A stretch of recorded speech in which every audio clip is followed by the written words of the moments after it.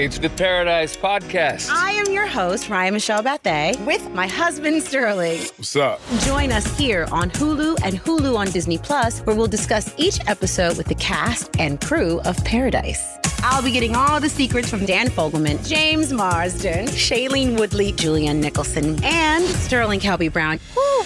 Paradise, the official podcast, is now streaming. And stream Paradise on Hulu and Hulu on Disney Plus. The Presidencies of the United States is a proud member of the Evergreen Podcast Network. Everything depends on the selection of your ministry. In every selection, party and party feeling should be avoided. Now is the time to exterminate that monster called party spirit. The chief magistrate of a great and powerful nation should never indulge in party feelings. Consult no party in your choice of cabinet members. Pursue the dictates of that unerring judgment which has so long and so often benefited our country. Andrew Jackson to James Monroe, 12th of November, 1816. He had the zealous support of nobody, and he was exempt from the hostility of everybody. Senator Rufus King, 22nd of April, 1818. However serious the fears which have been entertained of a dismemberment of the Union by collisions between the North and the South, the most imminent danger lies in another direction. A line of separation may be eventually drawn between the Atlantic and the Western states, unless they are cemented by a common and ever-acting and powerful interest, one channel supplying the wants and increasing the wealth of each great section of the empire will form an imperishable cement of connection and an indissoluble bond of union. DeWitt Clinton, 1816.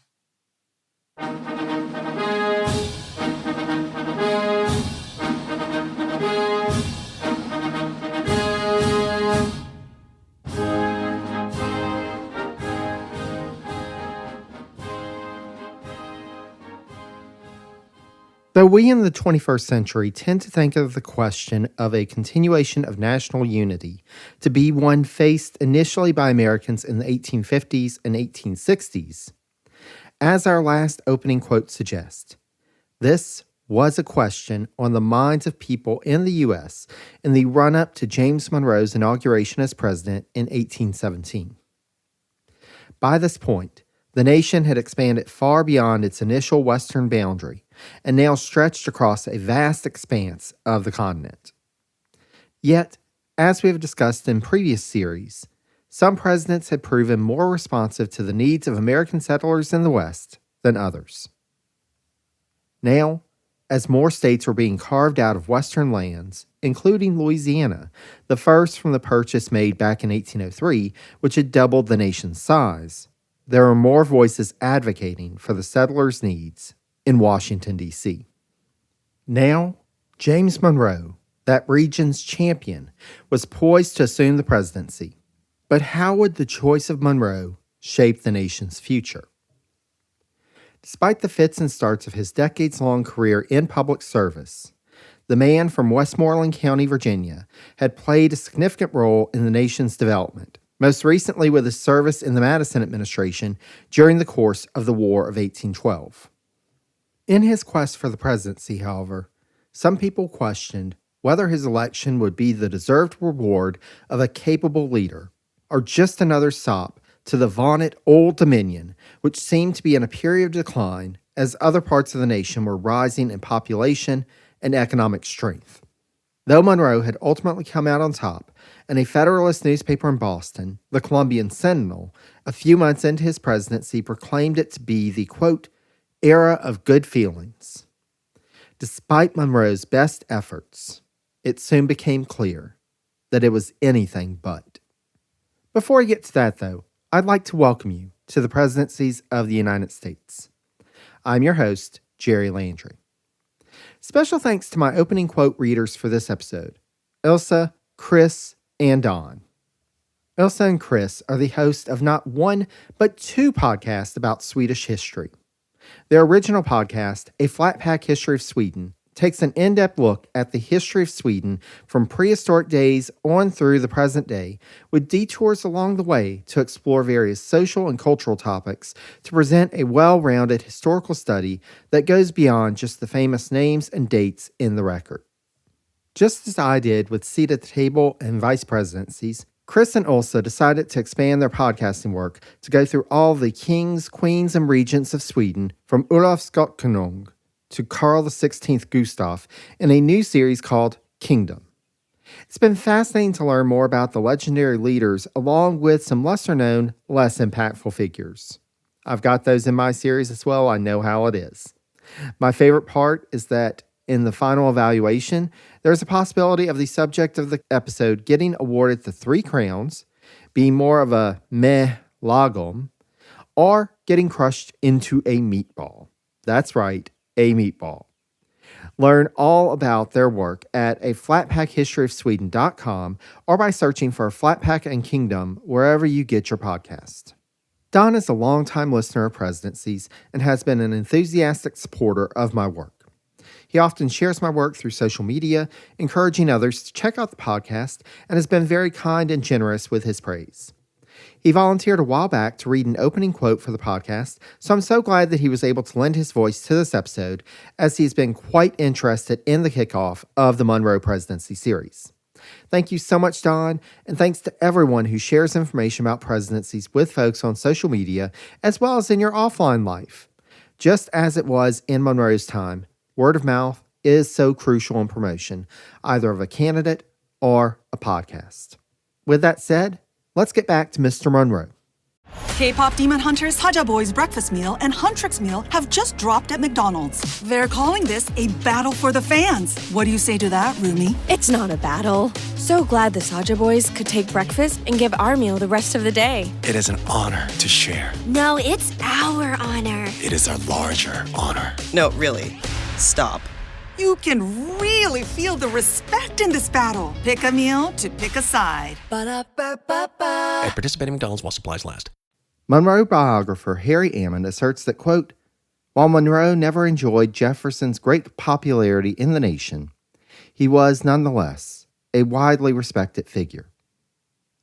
If most of his contemporaries did not judge him to have talents comparable to those of the first 2 Republican presidents, all acknowledge that his sound judgment, his administrative abilities, and his long service to the nation for 4 decades gave him a just claim to the succession.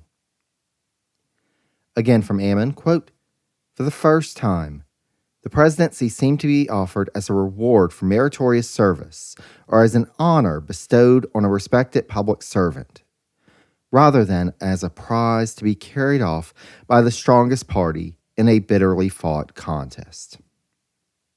So what was the state of the nation that Monroe was coming to preside over? One thing to note is that Monroe was coming to office as a result of Virginia winning yet another battle in its ongoing rivalry with the state of New York. Historian Peter Bernstein notes that this competition was dated back to the days of the Washington administration. Indeed, who can forget the conflict in the cabinet between Alexander Hamilton of New York and Thomas Jefferson of Virginia? However, by 1817, it was starting to look as if Virginia might be falling behind in the contest. A legislative committee in Richmond in 1816 had reported that, quote, a very large proportion of her, i.e. Virginia's, western territory is yet unimproved, while a considerable part of her eastern has receded from its former opulence. How many sad spectacles do her lowlands present of wasted and deserted fields, of dwellings abandoned, of churches in ruins. The simple fact was that the best soil in the state in the tidewater had been exhausted of its resources.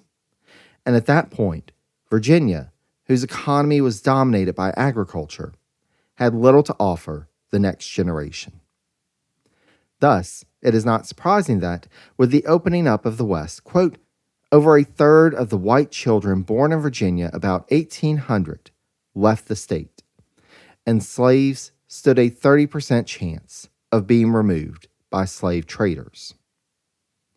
The population was noticeably declining, and as early as 1813, John Randolph of Roanoke remarked, quote, "In a few years more, those of us who are alive will have to move off to Kentucky or the Mississippi.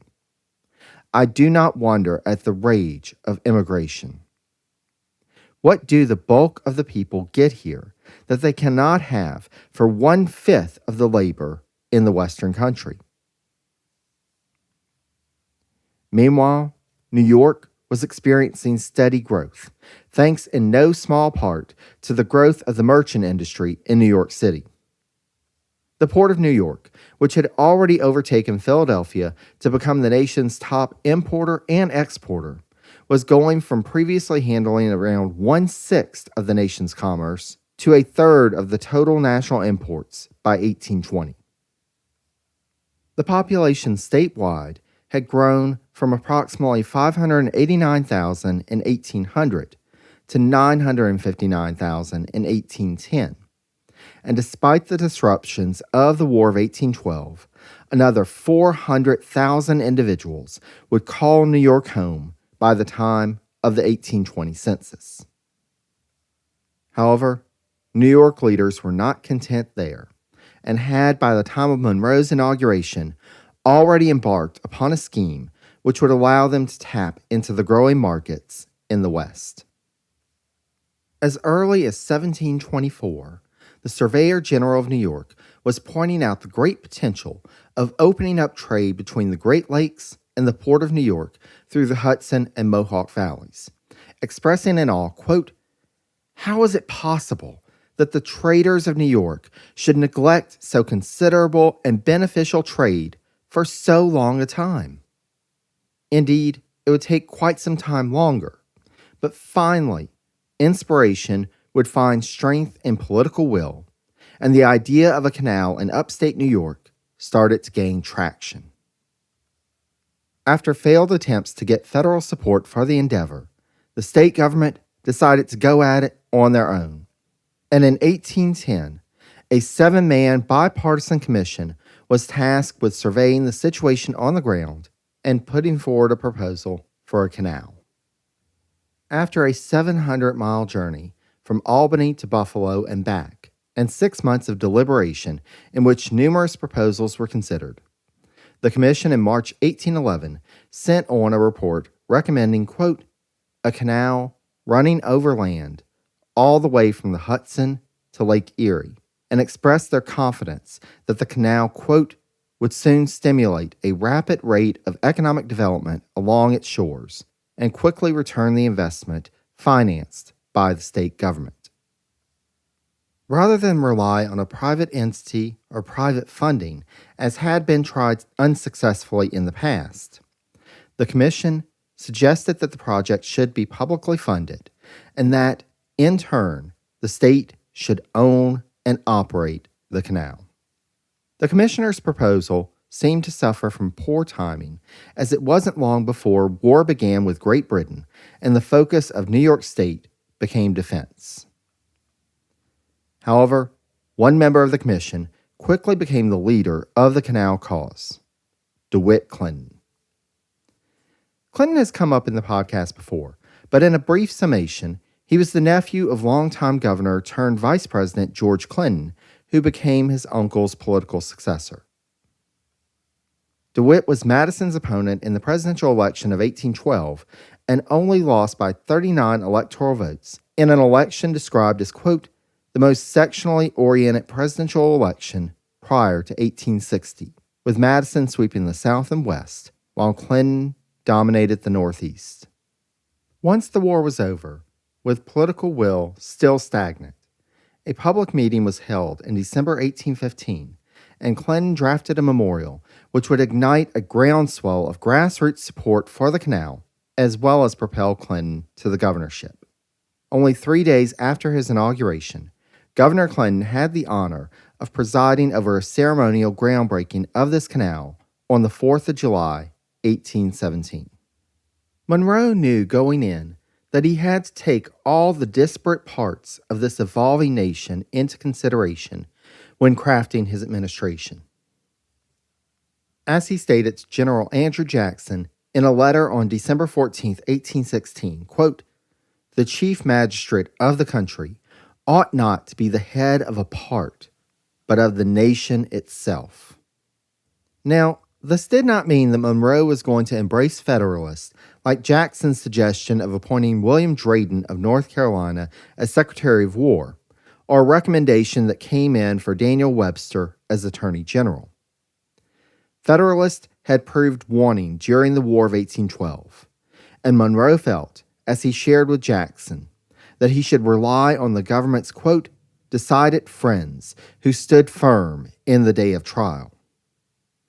Indeed, Monroe would keep his letter to Jackson of December 14, 1816, on his desk in order to read it aloud to visitors in order, quote, "to refute charges that he was federalizing the Republican Party."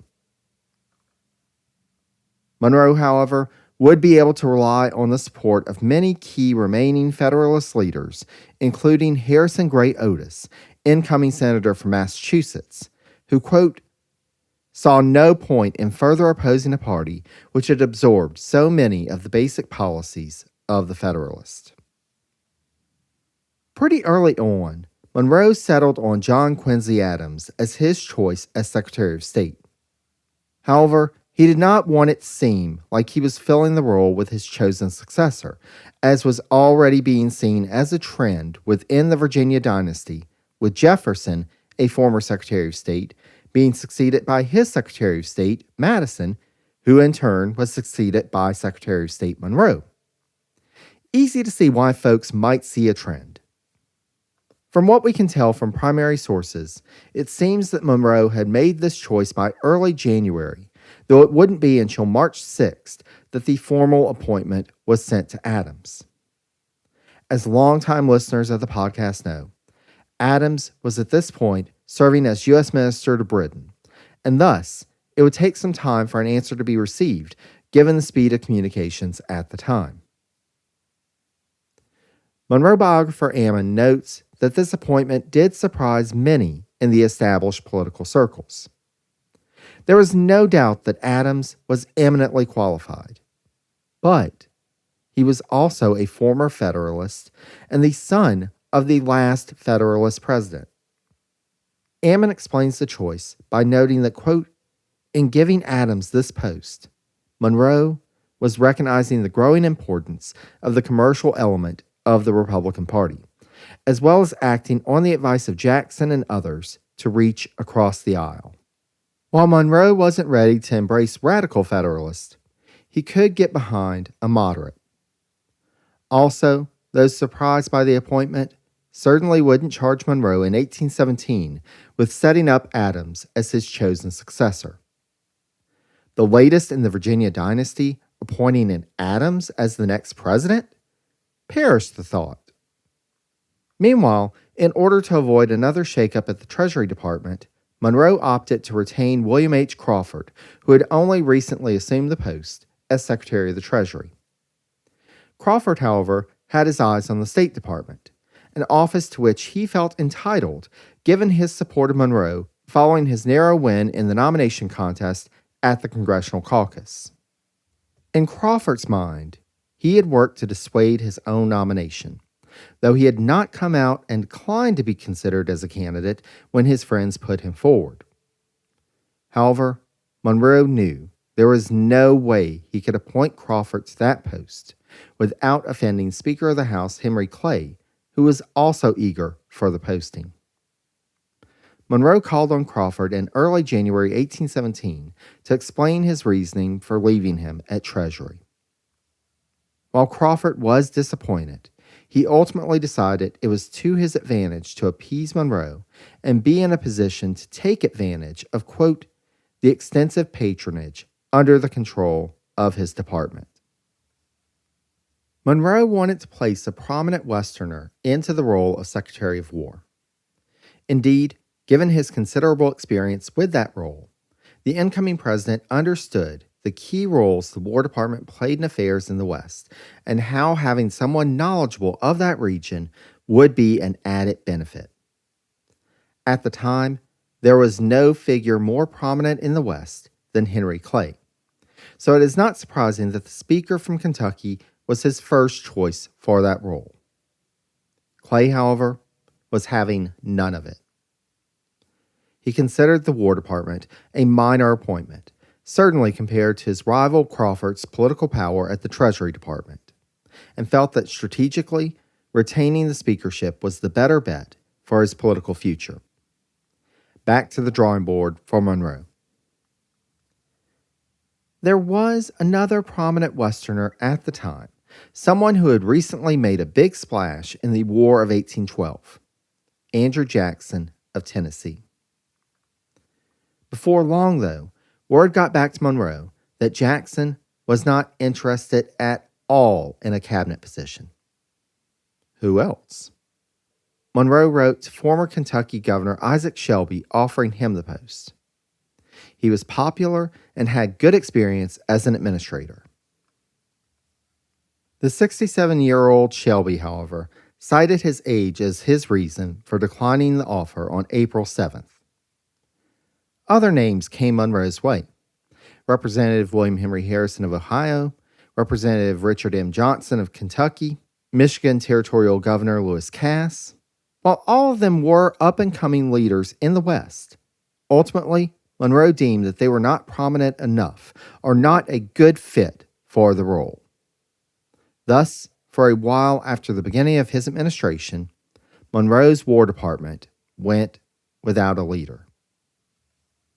Monroe was content to retain from Madison's cabinet Richard Rush as Attorney General and Benjamin Crowninshield as Secretary of the Navy. Given that Monroe had served with both, which had provided him a chance to observe them firsthand, he was satisfied enough with their performance to keep them in place. Likewise, Monroe retained Madison's Postmaster General, Return J. Meigs of Ohio. Meigs, as the first person from west of the Appalachian Mountains to serve as Postmaster General, understood the key role that the Postal Service played in linking the West to the eastern states, and saw the Postal Service as, quote, a public service that should operate without regard to cost.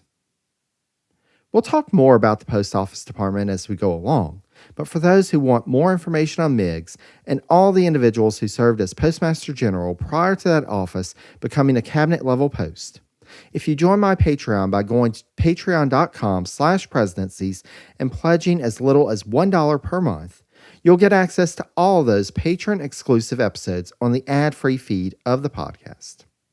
End shameless plug. As noted in the second pre-presidency episode, Monroe decided to employ his brother, Joseph Jones Monroe, as his private secretary when he assumed the presidency.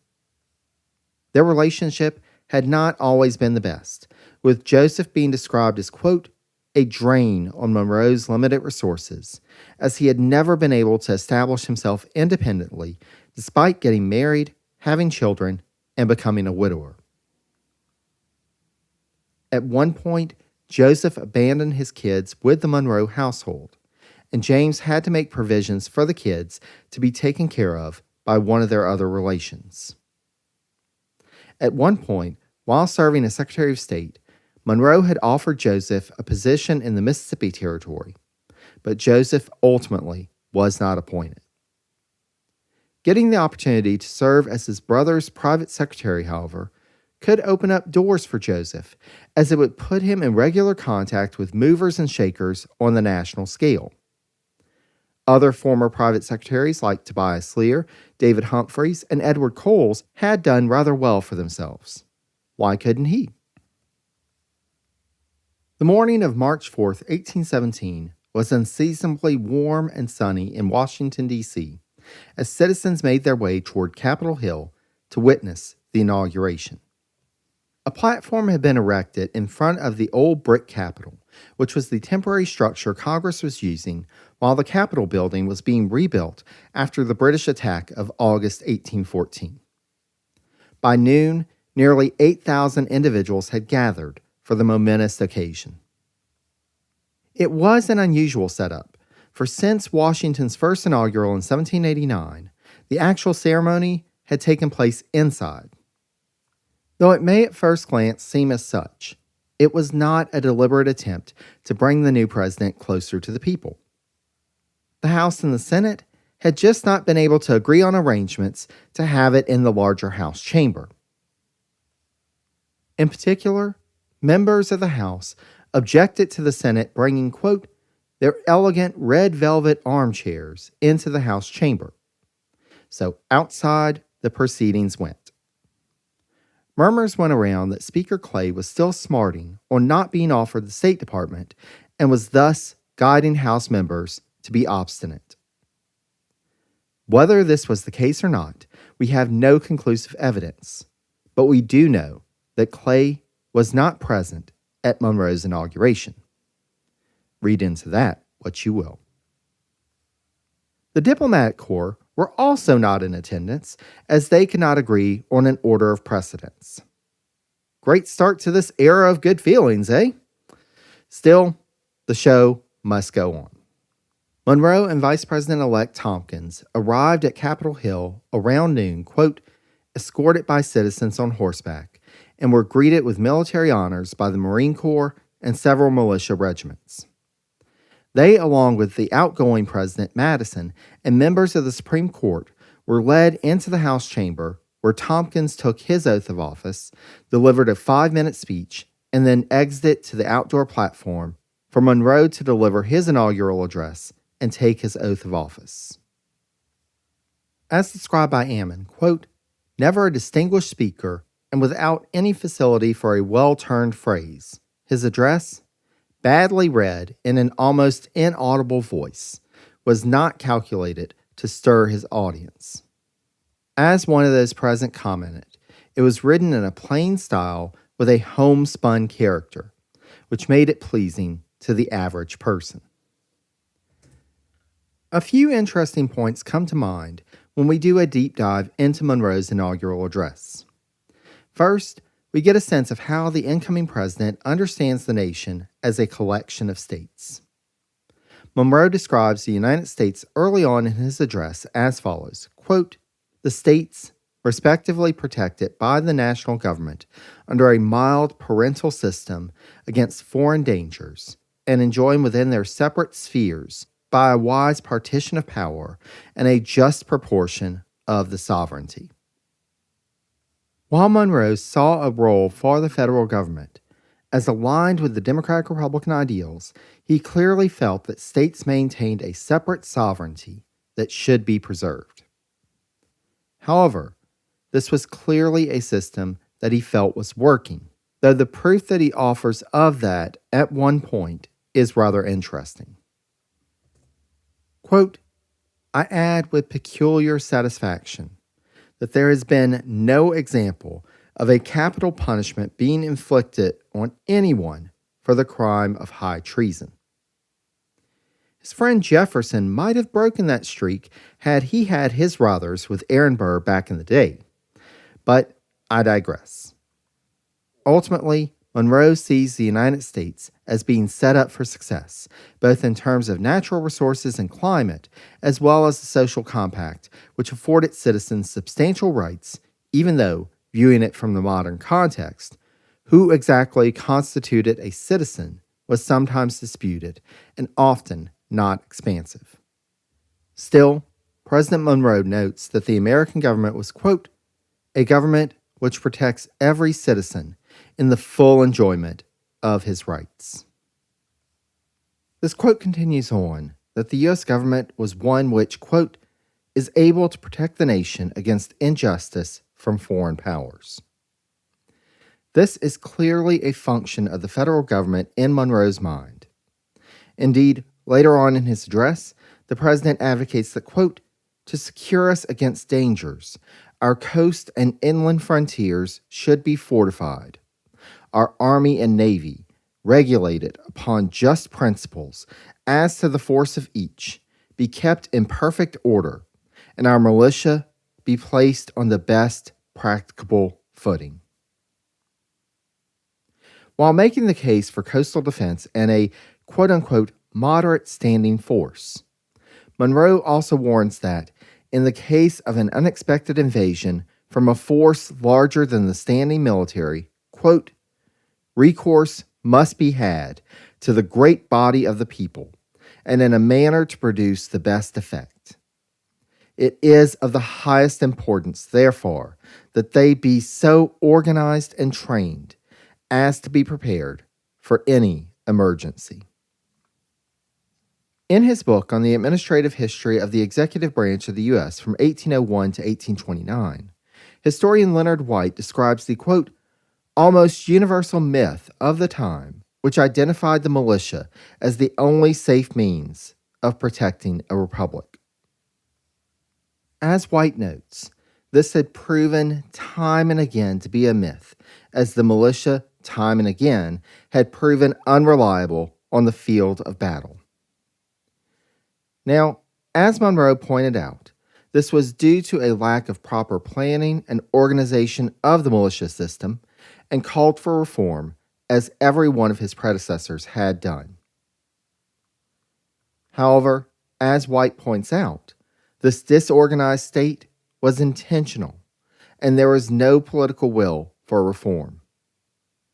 American society as a whole resisted the idea of, quote, a professional military tradition for fear of subjugation, but furthermore, there was, quote, an unwillingness on the part of a restless population to endure discipline.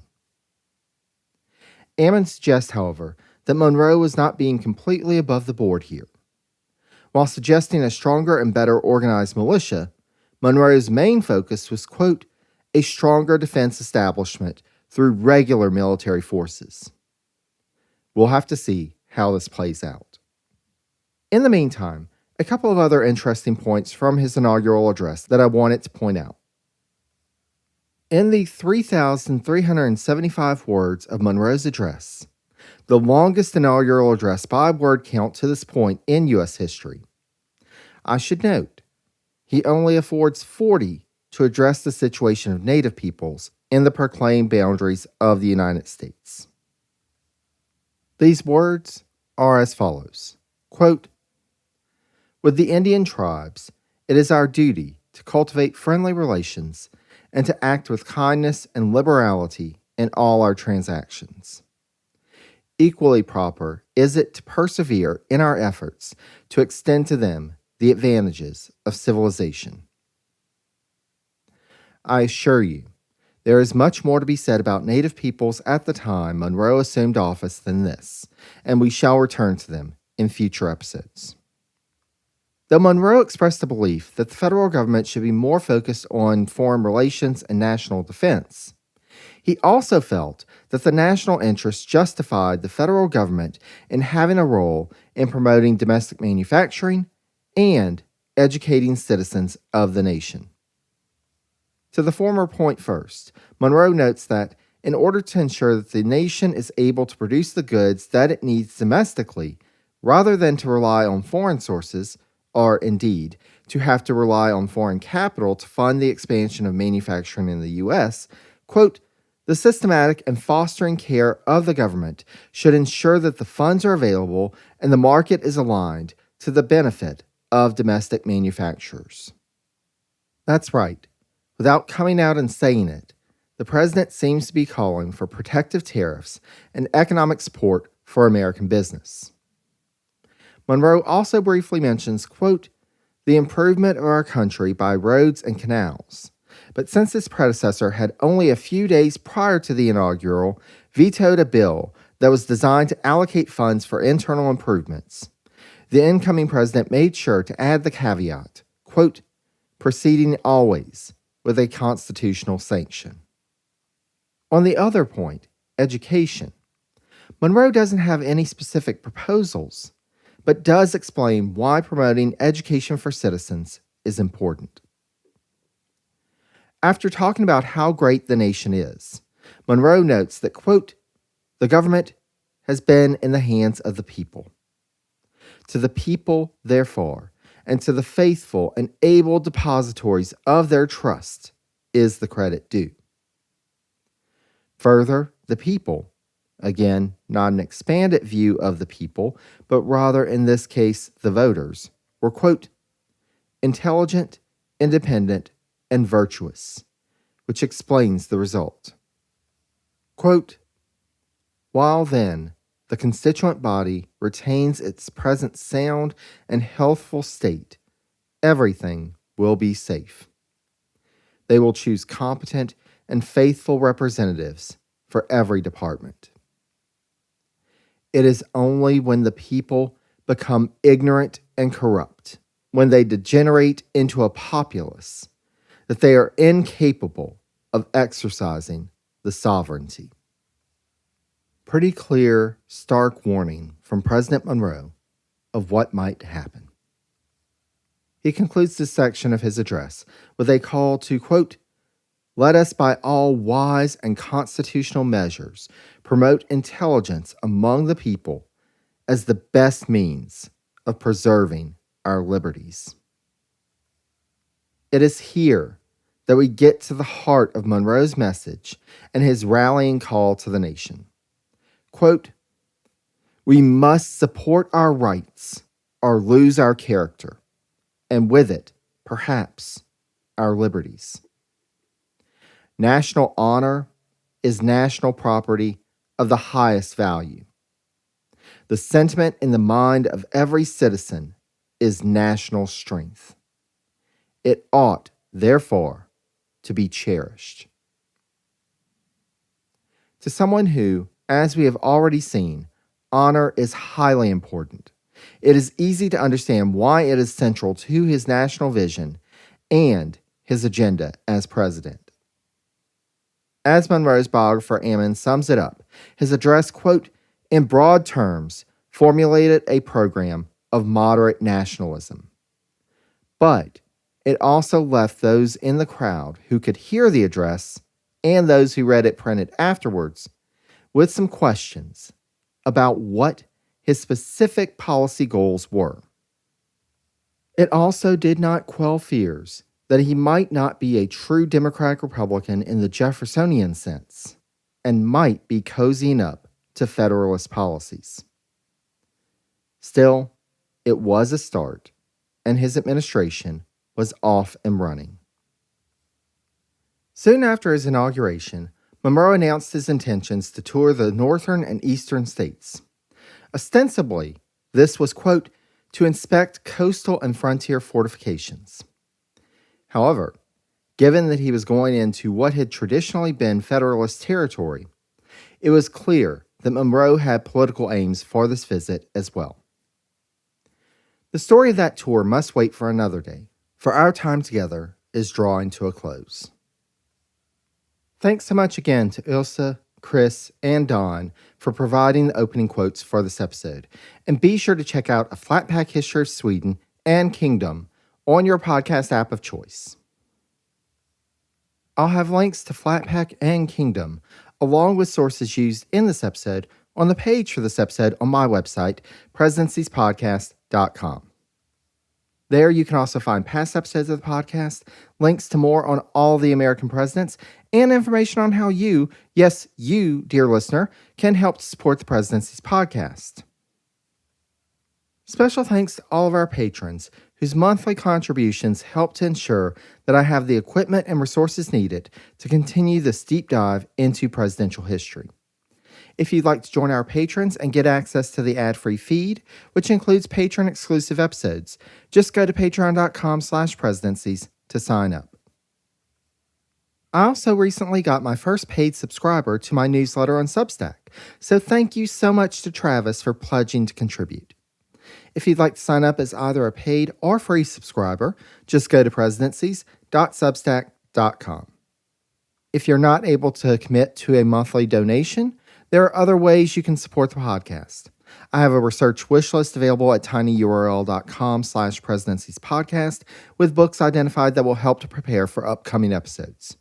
You can also leave a rating and review on Apple Podcasts, Spotify, Podchaser, or anywhere else with that capability. I cannot thank all of you who have fulfilled book requests, as well as shared with folks why they too should be listening to the Presidency's podcast. Special thanks also to Christian of Your Podcast Pal for his audio editing work on this episode. If you'd like to enlist Christian services for your podcast, check out his website at yourpodcastpal.com. As always, please feel free to reach out with any questions or comments via email at presidenciespodcast@gmail.com. You can also connect with me on social media if you haven't already. I'm available on Facebook, Blue Sky, and Mastodon as Presidencies, on the formerly known as Twitter at Presidencies89, and on Instagram and Threads as Presidencies Podcast. Last but certainly not least, I thank you so much for listening. With our next Monroe episode, I'll be joined by a special guest to do a deeper dive into the Monroe family, specifically Monroe's wife Elizabeth and 2 daughters, Eliza and Mariah Hester, who all had a role to play in life at the President's Mansion. Until next time, stay safe and healthy, be kind to one another, and take care, dear friends.